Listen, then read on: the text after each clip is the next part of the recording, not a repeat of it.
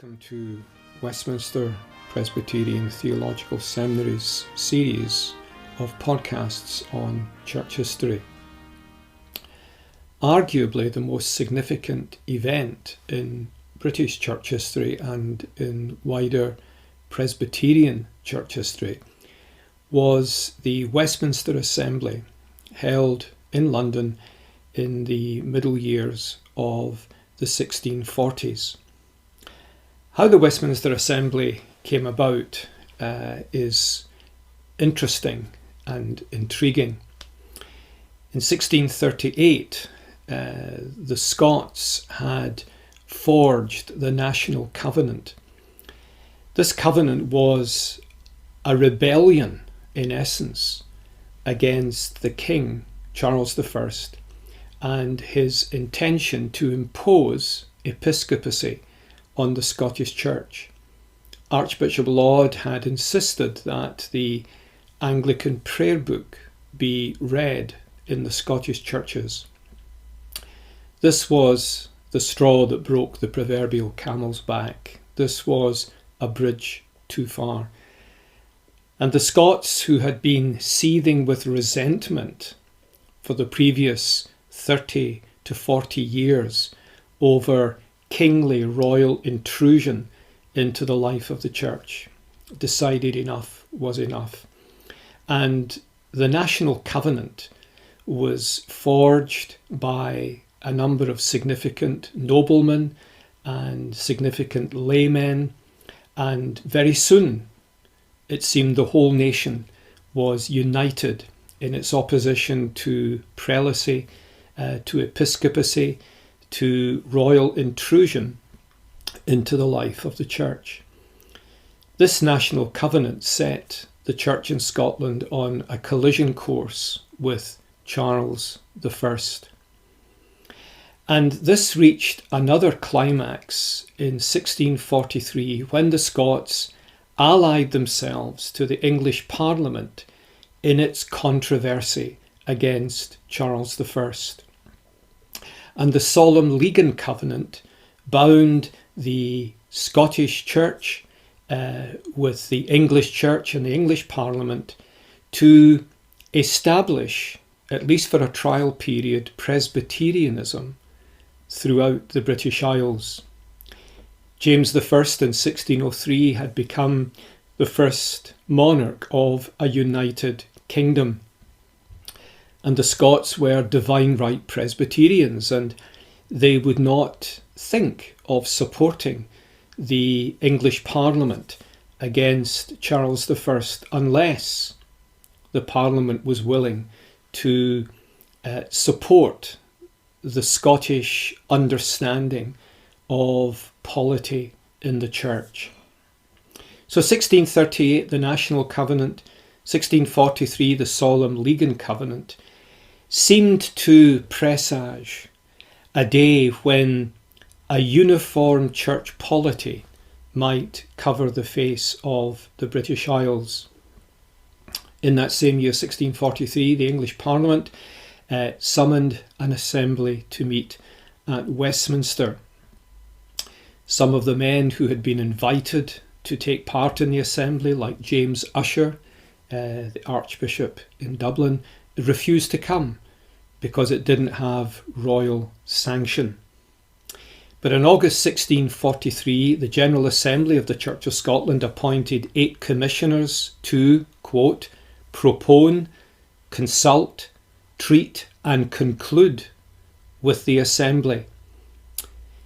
5 ministers and 3 ruling elders were sent south. They were non-voting members of the Assembly. Their allegiance was not to the Westminster Assembly, but to the General Assembly of the Church of Scotland. They were non-voting, but they had considerable de facto powers. They were something like an advisory committee. Robert Bailey, in his great and interesting, engaging and significant letters, wrote, "Nothing in any assembly that was in the world except Trent like to this in prolixity no people had so much need of a presbytery. But that was a Presbyterian's view of the assembly. Too much talking and not enough coherent, cohesive action. The assembly ran from 1643 effectively to late 1648, although it trundled along until 1652. But by 1648, the great documents of Westminster, the Confession of Faith, the larger and shorter catechisms, the Directory of Public Worship, and the Treatise on Church Government had all been formulated. At the heart of the Westminster Confession itself was the biblical truth of covenant. Covenant became the organising or architectonic principle that shaped the Westminster Confession of Faith.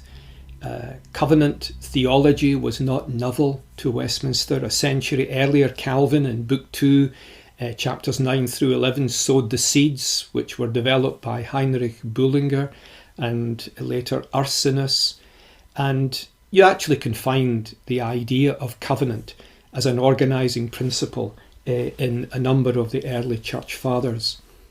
James Walker, in his The Theology and Theologians of Scotland, said the old theology of Scotland might be emphatically described as covenant theology.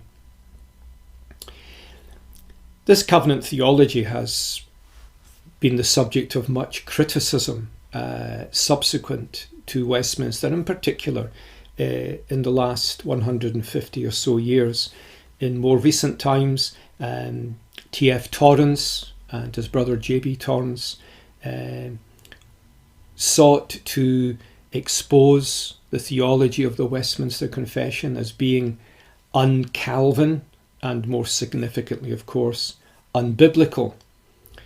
But there's a number of things that can be said, actually, in refutation of their view. They didn't understand, I don't think, what the theology of the Westminster Confession actually was. Yes, it was inherently covenantal, but it was more significantly and profoundly Christocentric. You see, when we read the Westminster Confession of Faith, we mustn't read it ahistorically. It's a 17th century document, not a 16th or 21st century document. It's interesting to compare the Westminster Confession, for example, with the Scots Confession.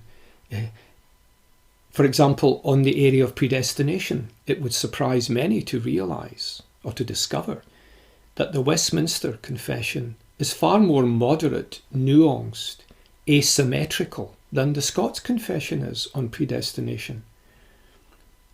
And it's also true that the Westminster Confession bears the hallmark of being a committee document.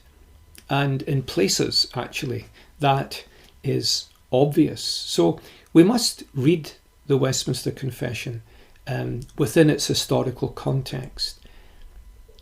Secondly, we need to understand that the theology of Westminster is deliberately and self-consciously ecumenical. In the words of B.B. Warfield, the confession reflects a generic Calvinism. The divines were not a monochrome body. We see this, for example, in George Gillespie's comments on God's decrees in the minutes of the assembly. The background is hypothetical universalism, the order of God's decrees. Bailey writes, unhappily, Amero's questions are brought in on our assembly. Many more love their fancies here than I did expect. It isn't a monochrome body. And while I think it's clear that the confession refuses to embrace hypothetical universalism, it still betrays an ecumenical dimension. Gillespie continues to discuss the order of God's decrees, and he writes in the minutes, let us not make our confession such that only a particular group can subscribe it. Let each man may make his own sense. Let us so frame the statement that each man can take his own sense. There was the recognition that there was a range of views in the assembly. In the third place, the confession's theology is self-consciously patristic, and you see that in chapter 2. A fourth significant feature of the confession is the inclusion of a chapter 12, on adoption. No other Reformed confession has this magnificent statement on adoption. And there are many other fine statements that the Church could well take to heart today, not least the fine statement in chapter 26, section 2, regarding the communion of the saints. It's interesting that the divines only reluctantly added proof texts to the confession. And probably the reason was that they didn't want a proof text mentality.